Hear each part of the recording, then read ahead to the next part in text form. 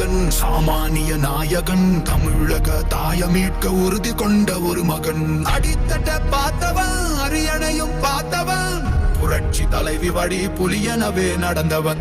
ஏழ வாழ வாழ வைக்க சீறி வந்த திருமகன், ஏறு கலப்ப புடிச்சு மேல ஏறி வந்த தலைமகன். ஏழ வாழ வாழ வைக்க சீறி வந்த திருமகன், ஏறு கலப்ப புடிச்சு மேல ஏறி வந்த தலைமகன்.